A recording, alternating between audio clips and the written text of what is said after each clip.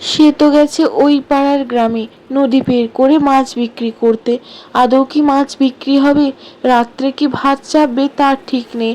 দুপুরে খিচুড়িখানা চালে ডালে বানালাম, দেখি সেইটাই হয়তো রাত্রে রেখে দেব, তাহলে দুবেলা পেরিয়ে যাবে কোনো রকমে। দে রে রে না। ও হে মা, তোর কাছে যদি কিছু আছে খেতে দে না রে মা। কাল থেকে না খেয়ে রয়েছি রে, এই ভিক্ষুককে দুটি ভিক্ষা দে মা। এই কেমন সংকটে পড়লাম আমি। ওনাকে কিছু না দিয়েও নয়, তিনি নাকি না খেয়ে রয়েছেন। আর বাড়িতে তো দুটো খাবারও নেই, একবেলার মতো রান্না রয়েছে। সেটা যদি দিয়ে দিই তাহলে উনি বাড়িতে এসে কি খাবেন? যাই হোক, ওইটাই বরং দিয়ে দিই, আমাদের পরে ভাবা যাবে, এভাবে কাউকে ফিরিয়ে দিতে নেই। কি এত ভাবছিস রে মা? কোনো কি অসুবিধা আছে? তাহলে দেওয়ার দরকার নেই রে। আসলে জানিস তো, কাল থেকে পথে পথে ঘুরছি, সবাই ফিরিয়ে দিচ্ছে রে। কতদিন পরে এইভাবে তৃপ্তি করে খেলাম, তোরে কি বলবো রে। তো ভগবান তোর মঙ্গল করুক, তোর যেন কোনো অভাব না থাকে রে এই সংসারে, তুই যেন ভালো করে থাকিস।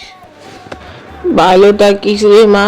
আমি ভগবানকে বলবো যে সবারই এত সাহায্য করে, তার যেন ভগবান সাহায্য করে, ভগবান যেন তোদের ভালো রাখে, আশীর্বাদ দেয় তোদের। আমি আজ চললাম রে মা। আপনার যদি কোনো দিন খাবারের প্রয়োজন হয়, এই অভাবের সংসারে আপনার জন্য দরজা খোলা। আপনি যখনই আসবেন এখানে খাবার খেয়ে যাবেন, কোনো অসুবিধা হবে না। ভগবানের কৃপায় যেন সারা জীবন এভাবে সকলকে সাহায্য করতে পারি। মাছের ব্যবসাও আর সেরম চলে না, মাটির কুড়ে ঘরটাও ভেঙে গেছে। কিভাবে যে সারাই, টাকা পয়সা কিচ্ছু নেই, সারাদিন এই দুশ্চিন্তায় দিন কাটছে। হায় রে পোড়া কপাল আমার। সেটা একই অবস্থা মহেশ ভাই, আমরা তো নদীর ধারে থাকি বলো, এবার ঘর কবে ডুবে যায় সেই তো আর অপেক্ষা থাকে না। কে আর করবে বলো, ওই কুঁড়ে ঘরেই জীবন পেরোচ্ছে। সে আর কি বলতে ভাই, কুড়ে ঘর ভেঙে ছাদ থেকে টপ টপ করে সারাদিন জল পড়ছে। কি আর বলি দুঃখের কথা তোমাকে, সারাদিন এইসবই চলছে। মাছ নেবেন দাদা মাছ, দিদি ভাই বোনেরা মাছ নেবেন গো মাছ, সব রকমের মাছ, রুই কাতলা মিরিক সিলভার কাপ সব রকমের মাছ আছে গো আমার কাছে। দাদারা দিদিরা একটু সবাই দেখে যাও, দাদারা দিদিরা। আজ আর সেরম তো বাজার হলো না, যাই জমিদার মশাইকে গিয়ে দিয়ে আসি, জমিদার মশাইয়ের কাছে নিশ্চয়ই কিছু বিক্রি হবে। বলি মহেশ, তোমাকে একটা কথা বলি। আমার না ওই 25 কেজির মতো মাছ লাগবে, বুঝলে তো। একটা বাড়িতে অনুষ্ঠান রয়েছে, তো তুমি আমাকে যদি মাছ দিতে পারো খুব ভালো হয়। হ্যাঁ কি বলেন কি জমিদার মশাই, 25 কেজি মাছ?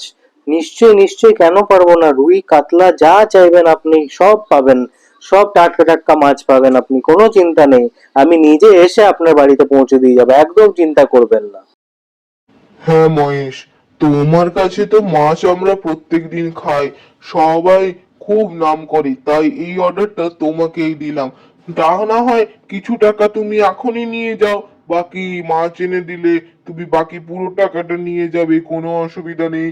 তবে হ্যাঁ, মাছ যেন টাটকা হয়, সবাই যেন খেয়ে নাম করে। হা হা হা হা হা।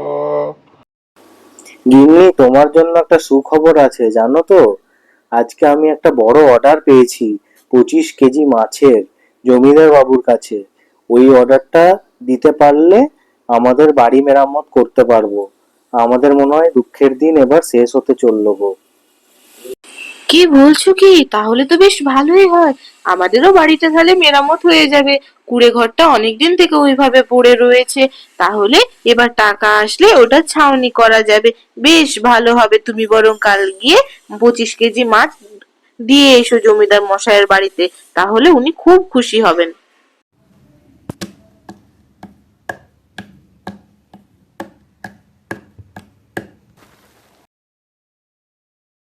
মহেশ, মাছগুলো দেখে তো বেশ টাটকা মনে হচ্ছে।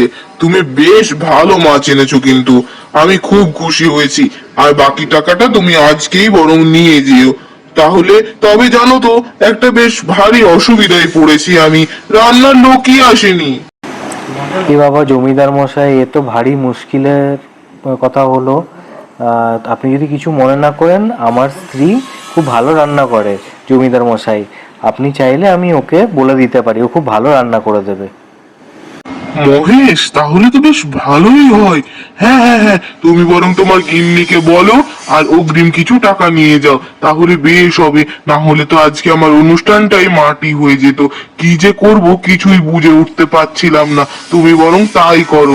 বেশ অনেক রকমের রান্না আছে, সে যেন একটু তাড়াতাড়ির মধ্যেই করে দেয়। খুব ভালো হবে, আমাদের কিন্তু খুব উপকার হবে মহেশ।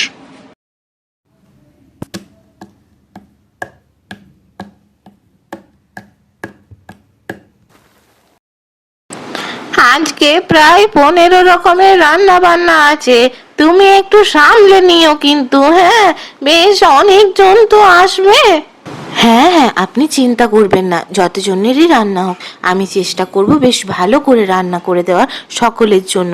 15 রকমের তো রান্না করতে হবে, তো চাই আমি তাড়াতাড়ি বরং রান্নাটা বসিয়ে দিই।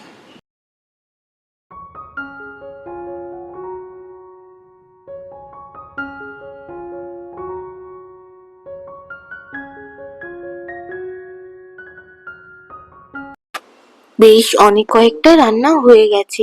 এইভাবে যদি রান্না করতে থাকি তাহলে তো বেশ ভালো হয়। এইবারে যে টাকাটা পাবো সেই টাকা দিয়েই সমস্ত কিছু মেরামত হয়ে যাবে। রান্নাগুলো তো মনে হচ্ছে ভালোই হয়েছে। সেই সমস্ত কিছু রান্না বান্না খেয়ে গ্রামের সকলে বেশ নাম করে। তারপর থেকে চলতে থাকে তার সেই রান্নার ব্যবসা, এবং আরেক ধারে চলতে থাকে মহেশের সেই সমস্ত মাছ ধরার ব্যবসা। এই মিলে তারা বেশ ভালোভাবে দিন কাটাতে থাকে।